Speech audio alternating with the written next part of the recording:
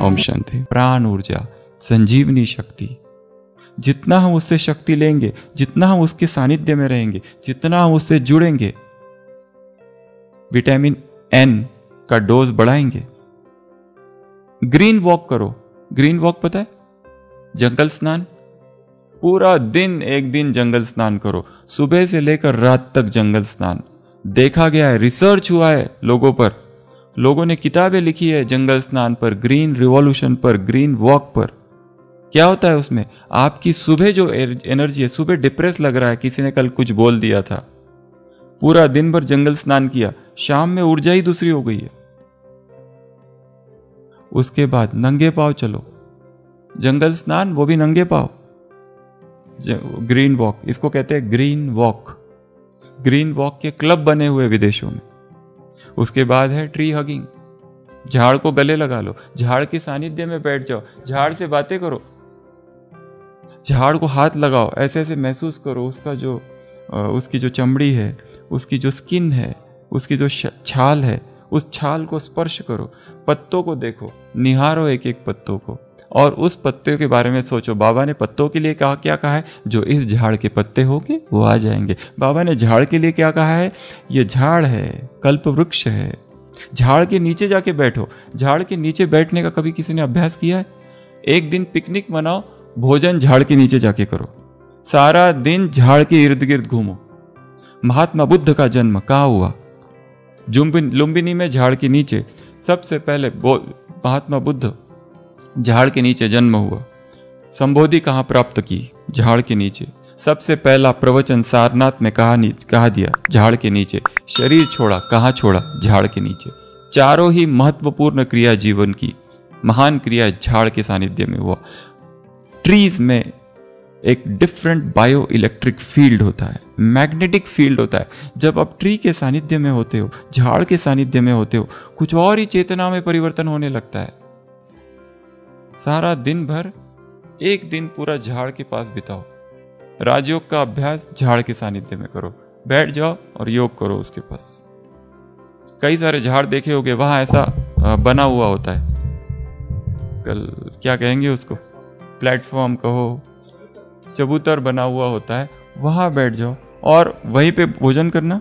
एक दिन पिकनिक का ले लो, वहीं पे भोजन करना, वहीं पर योग करना, वहीं पर बैठ के कुछ लिखना, जर्नल राइटिंग, उसी के फल खाना। ये भी बहुत अच्छा है, उसी के फल खाना। हम लोगों को याद है जब हम लोग मेडिकल कॉलेज में थे, लाइब्रेरी खुलती थी 9 बजे, हम लोग लाइब्रेरी में जाते थे सुबह 6 बजे। क्या करते थे सुबह 6? लाइब्रेरी तो 9 साढ़े 9 बजे खुलती थी। हम वो जो वरांडा होता था वहां बैठते थे, हमारे कोई दोस्त झाड़ पे जाके बैठ जाते थे और वहां बैठ के पढ़ते थे झाड़ के पास, क्योंकि बहुत अच्छा याद रहता है। झाड़ पर कविता लिखो, झाड़ पर कविता लिखना चालू करो, पत्तों पर कविता लिखना चालू करो, फलों पर कविता लिखना चालू करो। झाड़ के सानिध्य में बैठ के कभी किसी ने भोजन किया है? हमें याद है 2003 में जब हम ग्लोबल आए थे, तब हमको जो सेवा दी गई थी वो घूमता फिरता दवाखाना की सेवा थी। सुबह हम निकल जाते थे, रात को आते थे। सुबह 8 बजे जाते थे, यहाँ से भोजन लेकर जाते थे और भोजन वहीं करते थे। दोपहर में एक एक गांव में घूमते थे, एक एक दिन में 3-3 गांव में, और गांव में गाड़ी जाती थी, फिर लोग आते थे, फिर गाड़ी जब निकलती थी सारे छोटे छोटे बच्चे पीछे भागते थे, घूमता फिरता दवाखाना, और फिर वहीं पे भोजन खाते थे। और फिर झाड़ के रास्ते में कोई भी बड़ा सा झाड़ दिखा, और फिर यहाँ से कोई भाई बहनें आते थे साथ में सेवा करने के लिए, वो गांव वालों को ज्ञान समझाते थे, हम पेशेंट देखते थे। तो वो जो समय था बड़ा ही अच्छा समय था। वो झाड़ के नीचे सब कुछ करते थे। कभी पत्तों पर चलना, सूखी घास, सूखे पत्तों पर चलना, ये सारा हमको राजयोग से जोड़ता है। और ये सारा यदि आपने फास्टिंग की स्टेज में किया तो हम प्रकृति से ज्यादा जुड़ जाते हैं, बहुत पावरफुल। कभी कभी झाड़ के ग्राउंड पे सो जाओ। कहाँ सो जाना? पत्थर पर सो जाना, ग्राउंड पर सो जाना, माउंटेन पर सो जाना, सूरज की किरणें आने दो। दोपहर का जो समय है ना, ये तो सबके लिए बहुत अच्छा है। दोपहर का समय अपने कमरे में बिस्तर पर जाकर सोना ही नहीं है ब्रह्मचारियों को। क्या करना है फिर? योग निद्रा जो कल यहां कराई, वो कहां करना है? धूप में जाके करनी है, पहाड़ों पर जाके करनी है, कहीं पर भी। घास पे करो, पहाड़ों पर करो, पत्थरों पर करो, सो जाओ। और जरूरी नहीं कि चेहरे पर अगर धूप आ रही है तो चेहरा ढक लो, पर शरीर पर धूप पड़ने दो, शरीर पर धूप पड़ने दो। सन बाथ, एक हमने देखा सन गेजिंग, एक है सन बाथ। जितनी सन बाथ होती रहेगी विटामिन डी मिलते रहेगा, जितना विटामिन डी मिलेगा हड्डियां मजबूत होगी। उसके बाद में लीन अगेंस्ट द ट्री, झाड़ के ऊपर ऐसा टेक लो, ऐसा लेट के बैठो, उसको स्पर्श करो, ऐसा सिर लगा दो उसको और सोचो। लीन अगेन, फिर सिट ऑन द रॉक बताया ऑलरेडी। फिर जैसे हम देखे, हमको याद है एक बार हम इधर गए थे ट्रैकिंग के लिए, बहुत पहले माथेरान। तो वहाँ पे हमारे जो साथ जो गुरुजी थे, जो हमारे गाइड, उनके पास इतना बड़ा फोटोग्राफ, एक एक चीज का फोटो लेते थे। और वो फोटो लेते समय क्या करते थे, जमीन पर लेट के ऐसे कीड़े का फोटो ले रहे, वो जो मशरूम होता है ना, मशरूम, उसका फोटो लेने के लिए पूरा रेंग रहे जमीन पर रेंगते थे वो ऐसा लेट के। हम सोचते थे क्या, कैसा आदमी है ये क्या कर क्या रहा है ये। वो एक कीड़े का फोटो लेने के लिए उसके पूरे कपड़े खराब, पर वो हमेशा फोटोग्राफी। और फोटोग्राफी एक ऐसी कला है कि एक दृश्य का अगर 10 फोटोग्राफर फोटो ले तो 10 ही फोटोग्राफ अलग अलग होंगे, क्योंकि हर एक का दृष्टिकोण ही अलग है।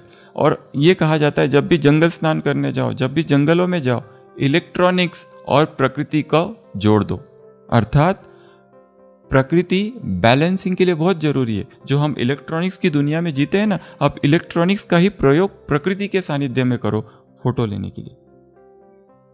म्यूजिक लो, फोटो लो, और वो फोटो को बार बार बाद में देखो, उनको याद करो। और योग के समय क्या करना है, बाबा क्या करते, योग कैसे करो, बीच पर चले जाओ। अब बीच पे रोज तो याद नहीं आएगा, पर जो हम गए थे और फोटो लिया था वो तो याद है।